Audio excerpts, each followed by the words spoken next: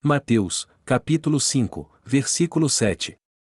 Bem-aventurados os misericordiosos, porque eles alcançarão misericórdia.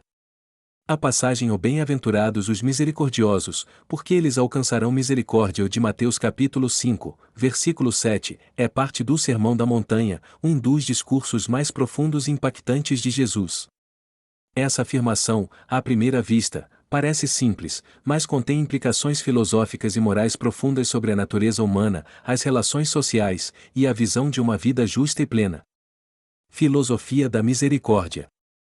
Misericórdia, aqui, pode ser entendida como o ato de oferecer compaixão, perdão e empatia a outra pessoa, mesmo quando há uma justificativa para o julgamento ou a retribuição.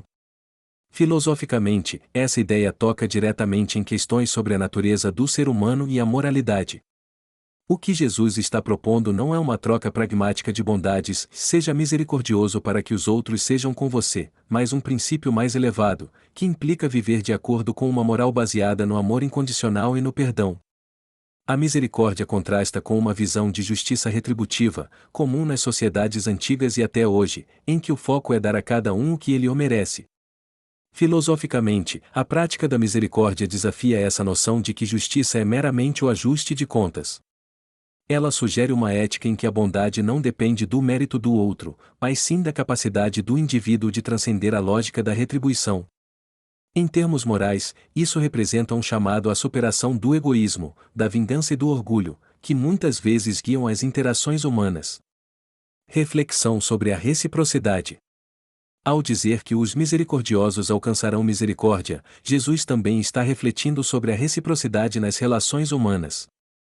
Esse tipo de reciprocidade, no entanto, não é uma troca direta e imediata de favores, mas uma lei moral que transcende o cotidiano. A misericórdia praticada hoje, muitas vezes, não resulta em retorno imediato ou visível.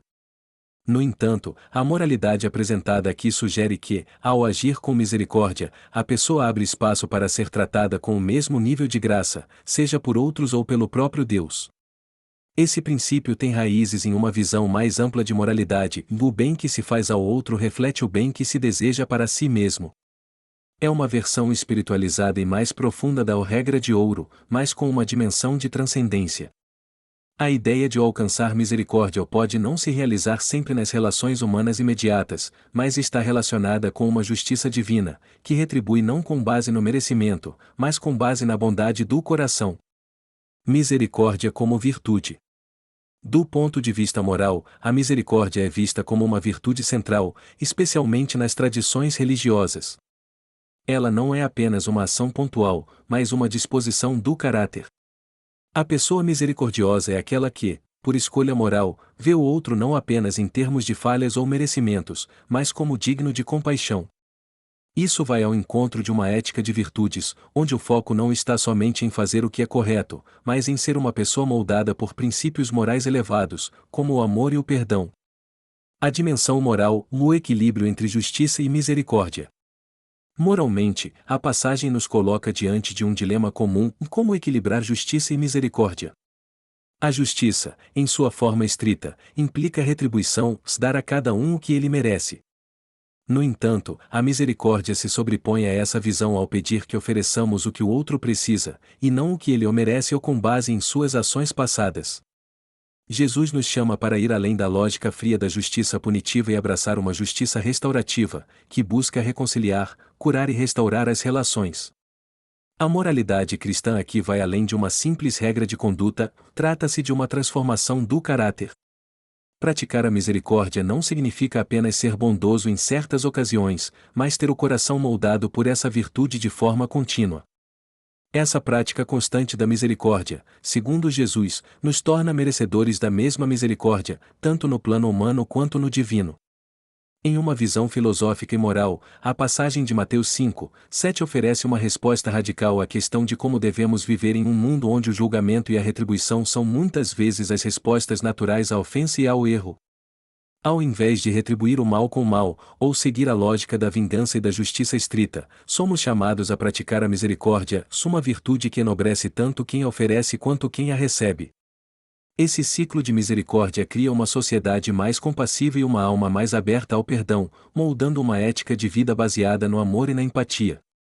A frase "ó bem-aventurados os misericordiosos, porque eles alcançarão misericórdia" faz parte do Sermão da Montanha, onde Jesus apresenta as bem-aventuranças, um conjunto de ensinamentos que revelam o coração de sua mensagem sobre o reino de Deus. Nessa passagem específica, a ideia central é a prática da misericórdia, que envolve compaixão, perdão e empatia, e a promessa de receber a mesma misericórdia em retorno.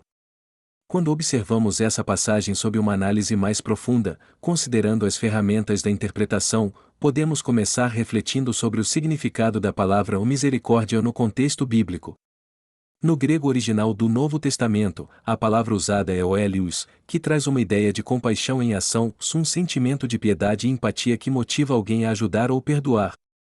A misericórdia é vista não apenas como um atributo de Deus, mas como uma virtude que os seguidores de Cristo devem imitar. Na cultura judaica da época de Jesus, o conceito de misericórdia estava enraizado na tradição hebraica do Antigo Testamento, onde Deus frequentemente é descrito como misericordioso. Já a palavra hebraica é o hesed, que pode ser traduzida como amor leal ou compaixão. Aqui, Jesus está revelando uma reviravolta radical em relação ao pensamento comum da época. No mundo judaico e greco-romano, a misericórdia, muitas vezes, não era vista como uma virtude central.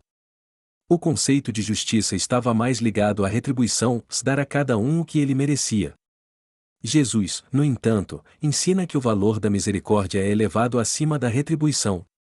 Ele está desafiando as expectativas dos ouvintes ao afirmar que os que demonstram misericórdia são os que serão recompensados, não porque a misericórdia seja fraca ou subserviente, mas porque ela reflete a verdadeira natureza de Deus. Se olharmos essa passagem com um enfoque interpretativo mais abrangente, entendemos que a misericórdia aqui não é uma ação isolada ou circunstancial. Trata-se de uma qualidade contínua, uma disposição interior que molda todas as interações de alguém. Quando Jesus afirma que os misericordiosos alcançarão misericórdia, ele sugere que essa virtude não apenas gera reciprocidade nas relações humanas, mas também é um reflexo da relação com Deus.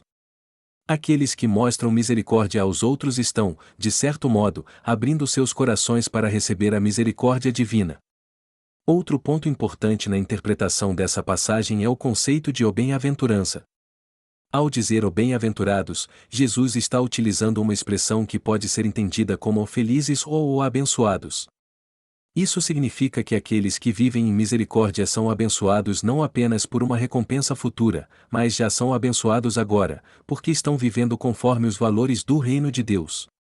A misericórdia, portanto, não é apenas um caminho para receber algo em troca, mas é, em si mesma, uma forma de vida que já traz felicidade e realização ao praticante.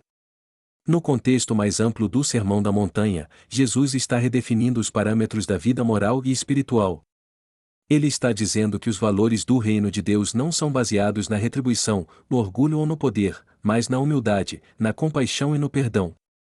Esse ensinamento vai contra o que muitos líderes religiosos e políticos da época valorizavam, e ainda hoje é contracultural em muitos aspectos. Assim, sob uma lente interpretativa, podemos ver que essa passagem não trata apenas de um comportamento moral, mas de uma visão holística de como o ser humano deve se relacionar com Deus e com o próximo. A prática da misericórdia transforma tanto quem a oferece quanto quem a recebe, criando uma sociedade mais justa, compassiva e reflexiva da bondade de Deus. Jesus está ensinando que a verdadeira justiça não é fria e punitiva, mas está enraizada na graça e na misericórdia, tanto entre os homens quanto na relação com o divino. Resumindo, a passagem expressa que o exercício contínuo da misericórdia é uma marca de quem vive segundo os princípios do reino de Deus. Aqueles que mostram misericórdia participam do caráter de Deus e, em troca, experimentam a plenitude da misericórdia divina. Assim, a prática da misericórdia não apenas beneficia os outros, mas também nos transforma e nos aproxima de uma vida abençoada e justa diante de Deus.